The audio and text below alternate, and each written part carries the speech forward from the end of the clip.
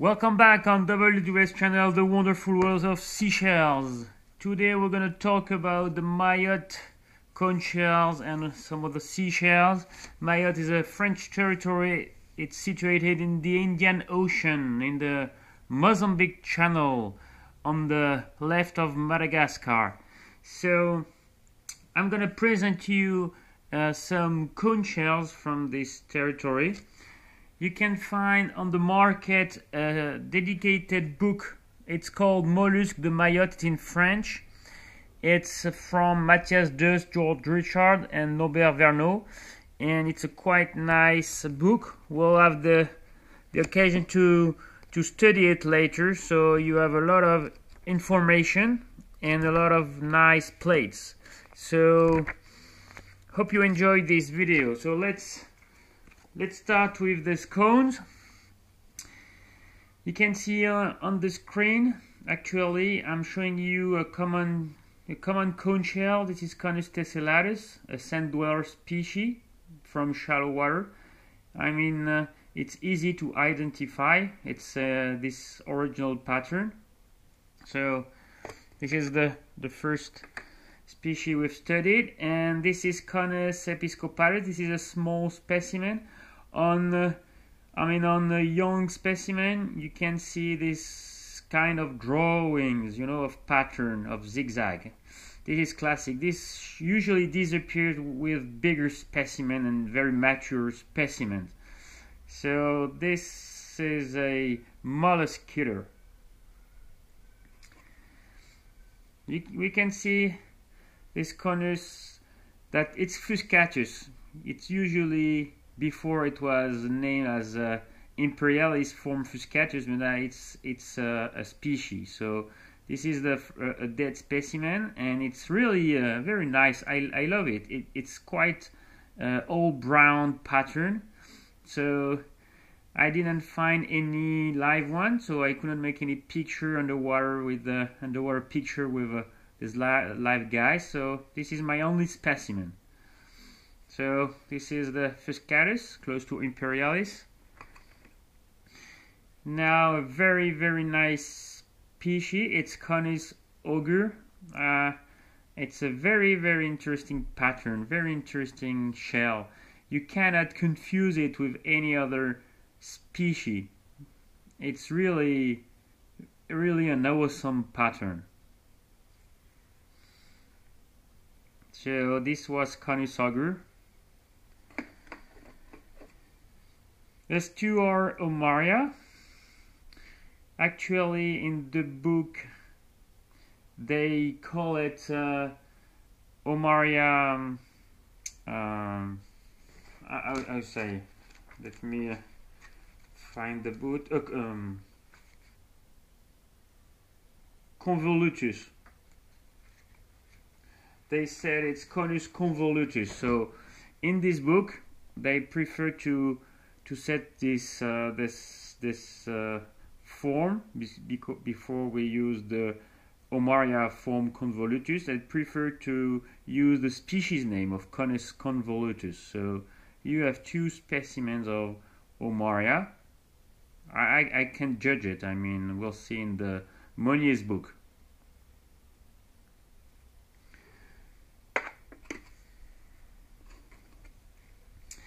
So this is Conus striatellus, a very nice species. The pattern is quite constant with all these lines, but the shell is smooth. It's not like striatus. You can feel the line. Here it's really smooth, but you can see maybe on the, if I get closer, the many small lines. That's why it's called striatellus. Maybe on this one you can see a lot of lines and dots on the white parts of the cone. This is a worm killer too. The omaria was feeding on mollusk. So we're gonna change species. Now a very nice seashell that you can find in Indian Ocean, but also in the Pacific Ocean.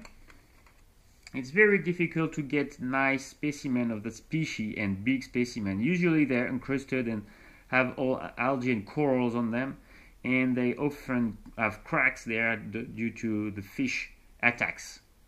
So this is a real and awesome specimen. You know, the line is really nice. The spire is very, very nice too. It's a gem shell. You have two other specimens.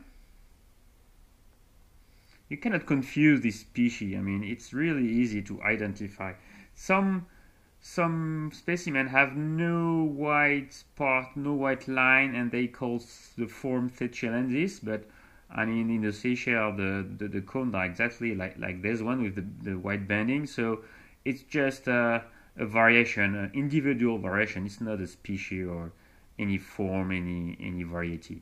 So this is a very nice species. The color is very nice. So we're gonna take another species now. I think it's interesting for you to watch this kind of video if you're a con collector and you're starting your collection, so you can learn a lot of names and a lot of way of identifying your seashells. Oops. You were several to tell me that you could understand me easily with my French accent, so I'm pretty proud of it, because it's very hard for me to speak in English without making any cut, because it's just like a live video, you know. This is Conus maldivus. It's a very, very nice species. The pattern is usually brown, but you have sometimes it's really dark. The next specimen you will show, we're going to show that for the next two specimens also. You see, this is a really dark one, very dark brown, and this is a more clear brown. So the pattern is constant, and you have some white parts, you know, white band on the shell. The spire is really flat. Before it was considered like the form or variation of Conus generalis, but now it's a separate species. You can see a different pattern with more white parts, still the very flat spire. So that was the maldivus.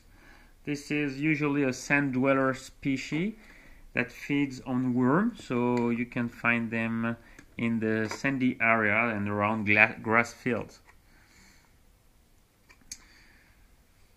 This is Conus flavidus. This is a quite common species of the sandy part of the reef. It can grow a little. I mean, they can be much bigger than these ones. The color can change also. It's a worm killer too. So this, you can see the spire. It's close. It's a very close species. It's close to Conus frigidus. I don't think I get some from there. We'll see that in another video.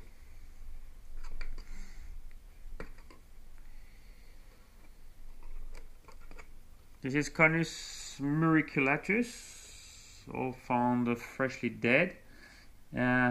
It's very close to Conus lividus, but the spiral is different, and the pattern is finally different. But you can easily misidentify these shells. I can show you Conus lividus, so you can see the difference. Conus lividus, it's a different pattern. They're very close.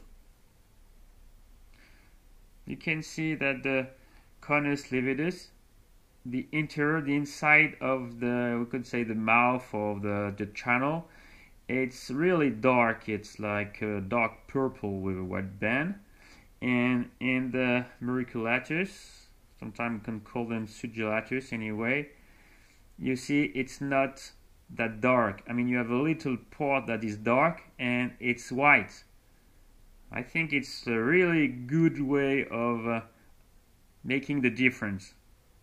Hope I'm clear with this explanation.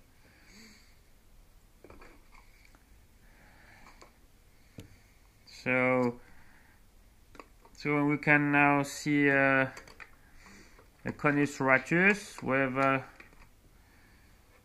close specimen.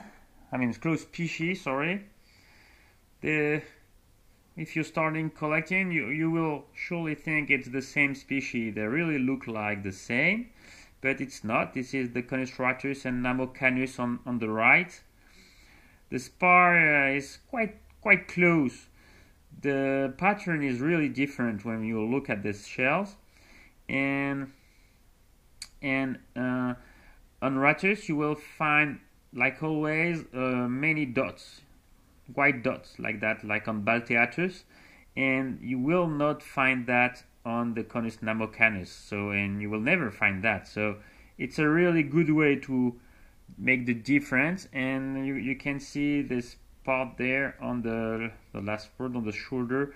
You don't find them in the Conus Namocanus, but it's not the primary character of identifying and making the difference of these two shells.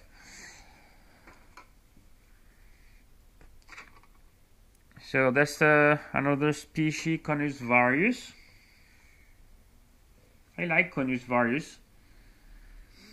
It's usually white with brown blotches, big blotches. Some can be all white. They can be found in shallow water on reef under a piece of dead coral.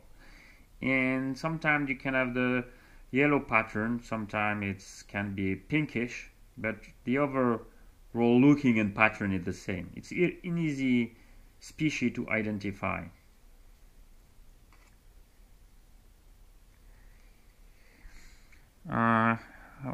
There's another here, Conus terebra, and let me take 3 specimens so it's faster.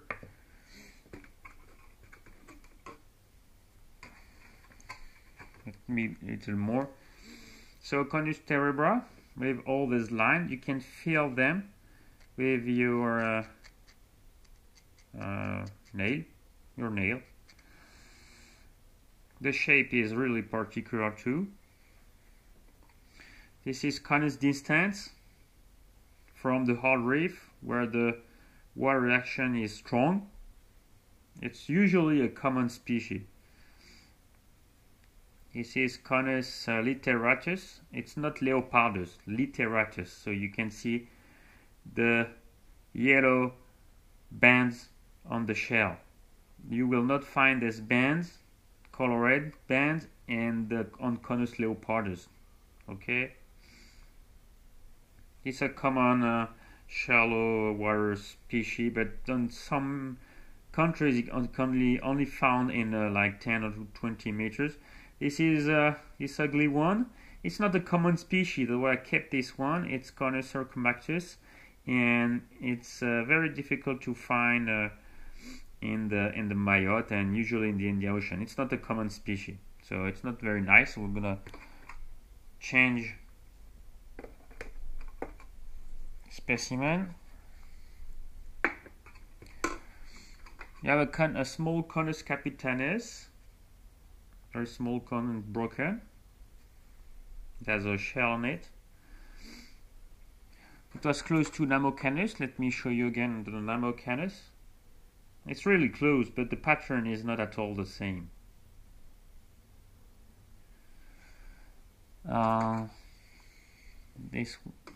Let me show you now Conus arenatus. I take 2 specimens. This is a common inhabitant of the shallow water in the sand. It's a worm killer. You can find this guy really easy around sand, around grass fields and in sand patches. The spiral is really special. I mean, it's very crowded.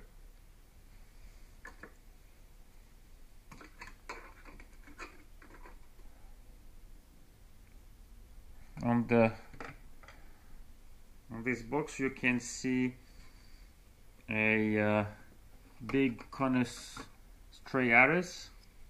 Let me show you several specimens. In Mayotte, I found them really interesting because they were usually purple, bluish purple, and most of the specimens you're watching actually on the screen have this really interesting and original pattern. So it's really pink to blue.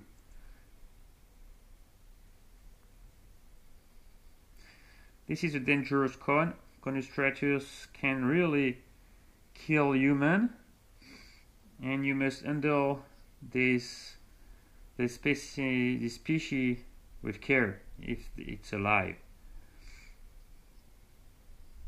If you see the little lines, you can feel them with a nail. This is a fish killer. Fish killers have a stronger venom against human because we are all vertebrates, and they have to have a stronger venom because if they want to eat the fish, if the fish goes 1 kilometer farther to die, he will never get his meal. So it's easy to understand why also the venom could be much stronger in fish killer cones. This is another species, very pretty species. I love this. This is the Conus canonicus. It's very close to Conus textile. And in Mayotte, the Conus textile, which is now Conus episcopatus, is very rare. Everywhere where Conus textile is common, the Conus canonicus is uncommon to rare, and in the places where the Conus canonicus is uncommon to common, then the Conus textile or episcopatus becomes more rarer. So it's because you have a dominant malocophage species.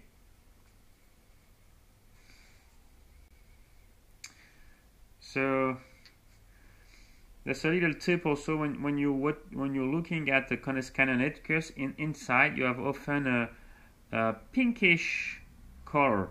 You never have that on the Conus textile shells.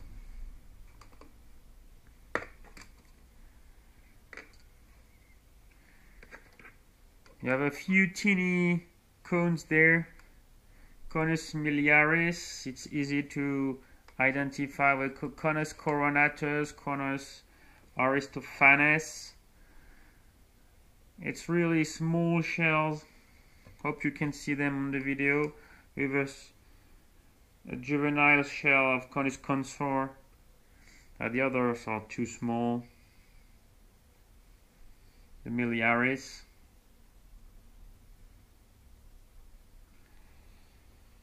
And Coronatus aristophanes, and the consor. This one has its DNA studied for the Venomics mission.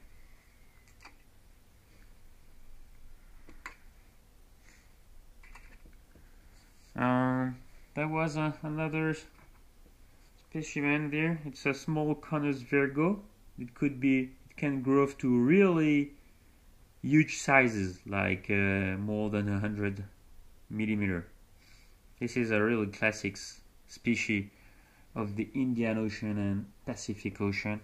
Maybe you want to see a few more shells from the box. We could make later another video about all these shells.